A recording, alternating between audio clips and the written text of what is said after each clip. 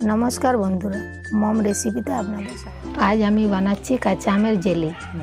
অতিরিক্ত গরমে কাঁচা আমের বিকল্প আর কিছু নেই। আমের জেলি, আমের চাটনি, আমের আচার শেষ পাতে খেতে খুব ভালো লাগে। আজকে রেসিপিতে যাওয়ার আগে আমার অনুরোধ যে ভিডিওগুলি যদি আপনাদের ভালো লাগে তবে চ্যানেলটিকে সাবস্ক্রাইব ও লাইক করবেন এবং আপনাদের মতামত কমেন্ট বক্সে জানাবেন। কাঁচা আমের জেলি বানানোর জন্য যে যে উপকরণগুলির প্রয়োজন সেগুলি হলো কাঁচা আম 300 গ্রাম, চিনি 300 গ্রাম, আম ও চিনি সমান পরিমাণে নেবেন, তেজপাতা 3টে, কিশমিশ 25 গ্রাম, কাঁচা লঙ্কা 3টে, সর্ষের তেল 1 চামচ, লবণ স্বাদ মতো, হলুদ গুঁড়ো সামান্য, মেথি সিকি চামচ, মৌরি 1/2 চামচ। আমের খোসা এভাবে ছাড়িয়ে নিয়ে আমগুলোকে ফালি ফালি করে কেটে বীজ বের করে ফেলে দিতে হবে। আমের জেলি বানানোর জন্য এইরকম কচি আমের প্রয়োজন।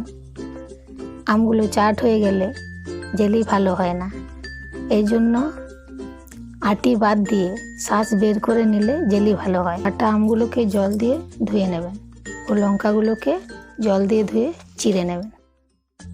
আমি মেথি ও মৌরিগুলোকে শুকনো কলায় ভেজে শিলে গুঁড়ো করে নিয়েছি। মেথি আর মৌরি খুব অল্প পরিমাণে বলে মিক্সিতে গুঁড়ো হবে না, আপনারা হামালদিস্তায় গুঁড়ো করে নেবেন।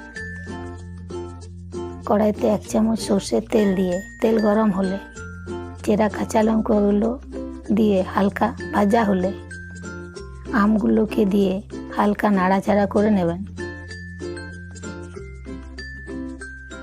এবং স্বাদ মতো লবণ ও সামান্য হলুদ দিয়ে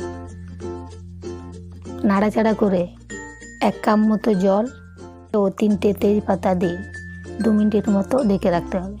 ঢাকা খুলে দেখতে হবে আমগুলো সেদ্ধ হয়েছে কিনা। এই দেখুন, আমগুলো সেদ্ধ হয়ে গেছে। এরপর একটা ডাবু দিয়ে আমগুলোকে চেপে ঘেটে নিতে হবে এবং কিশমিশগুলো দিয়ে নেড়ে চেড়ে চিনিগুলো অল্প অল্প করে ঢেলে নিয়ে অনবরত নাড়াচাড়া করতে হবে। মিষ্টির পরিমাণ প্রয়োজন অনুসারে দেবেন।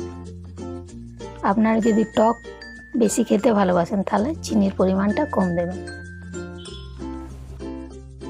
এরপর জেলিটা গাঢ় হয়ে এলে গ্যাস বন্ধ করে নামিয়ে নিতে হবে।